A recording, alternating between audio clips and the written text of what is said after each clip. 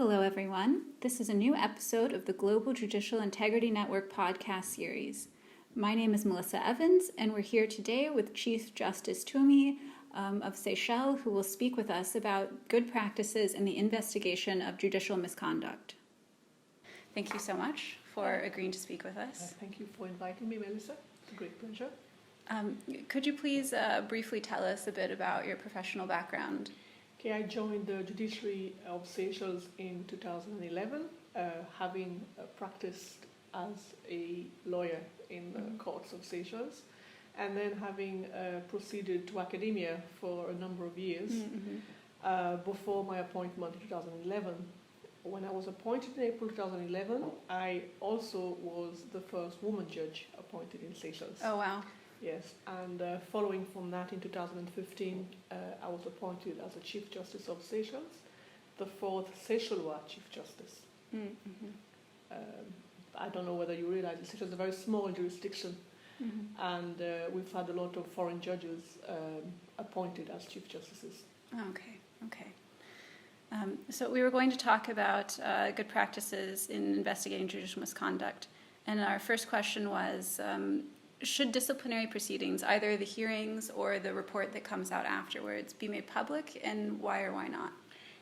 I am of the view that both the disciplinary proceedings and the final report should be made public. I think this is because of the special nature of the functions of the judiciary and judges who are entrusted with the exercise of considerable power. And I believe that this power must repose in persons of integrity, honesty, competence, and good personal standards. And when there are inquiries about a particular judge's ability to perform because of misconduct, the whole institution becomes suspect and subject to scrutiny.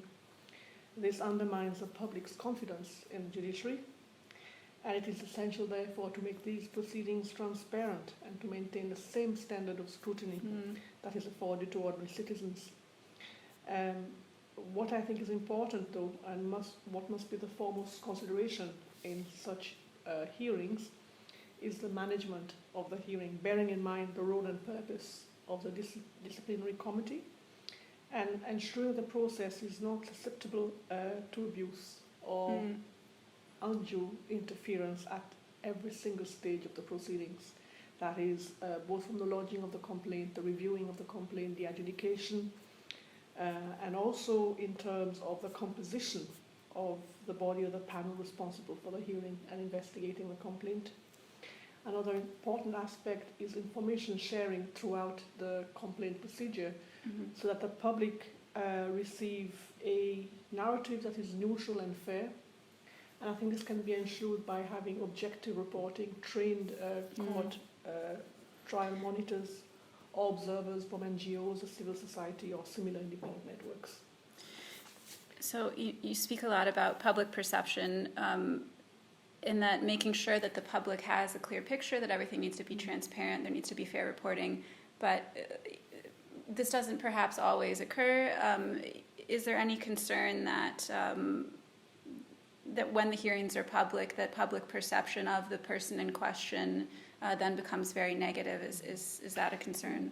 I think all such proceedings will reflect negatively on the institution as a whole, because there is this tendency to conflate personal integrity with the integrity of the whole institution. And I think this is why you have to have the whole process itself imbued with integrity, because whatever you do is going to affect public confidence in the judiciary. So it's best to, I think, manage your proceedings so at least the public get a fair idea of what is taking place. So how can courts ensure independence from other government branches or politicians while still holding the judges accountable? The independence of the judiciary itself is achieved by ensuring the integrity of the institution at all phases, both in the pre-appointment stage, pre-appointment of judges, during their appointment, and post their appointment, in terms of how they are managed internally, both in terms of their functions, how they quit their duties, their training, their personal development. And a clear and codified disciplinary process will bolster public confidence in the judiciary's independence. I think also adherence to the Bangalore principles by all relevant stakeholders will ensure the independence and the credibility of the judges. Transparency of court proceedings and open justice generally, for example, the digitalization of court proceedings, making these available to the public, making decisions of the court freely available to the public, opening the court up for public hearings. All those are ways in which you can bolster public confidence in the judiciary. So you briefly mentioned before the judicial council, or the body that would then conduct the investigations. Could you talk a bit more about how that body should be formed, how those members should be chosen, maybe key things that they need to possess to make sure that the hearings go as they should? I think the selection process of that body has to be broken down into its different components. You need very clear criteria, and criteria have to be defined, and this has to be in place, and it has to extend who chooses the members of that body in the first place. It should not be at the discretion of one individual specific arm of government.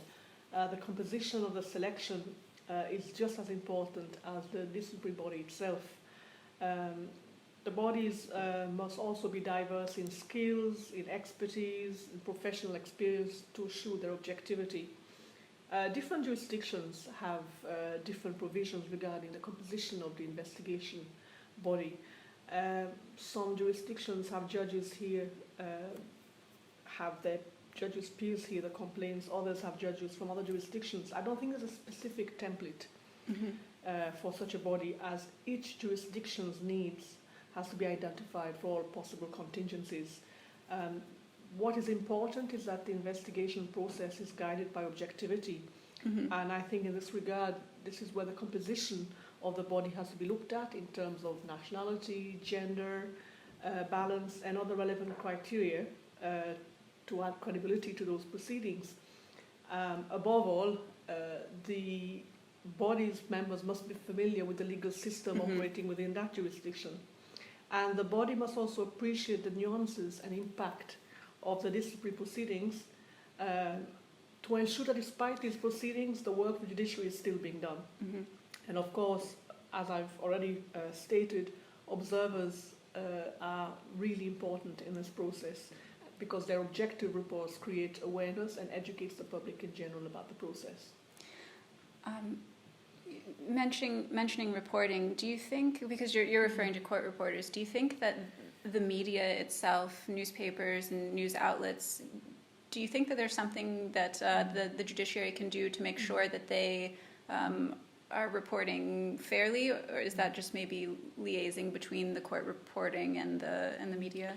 I think judiciaries all over the world are more and more conscious of the fact that there needs to be a PRO appointed who will interact and engage with the media in general, both in terms of familiarizing them with court procedures and educating them about decisions of the court.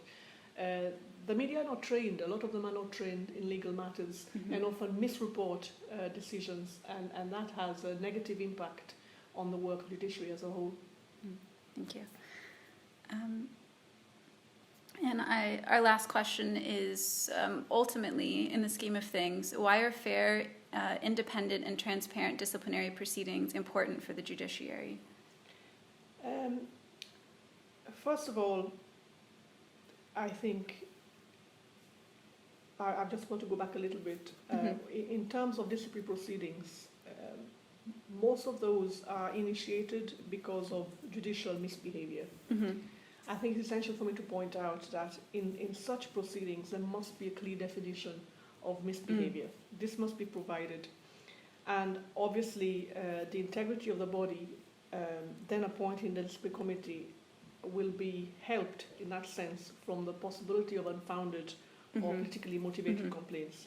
Now, ultimately, the necessity for fair, independent, and transparency in those proceedings assures the integrity of the judiciary because it protects judges and the institution of the judiciary and hold those in power ultimately to account.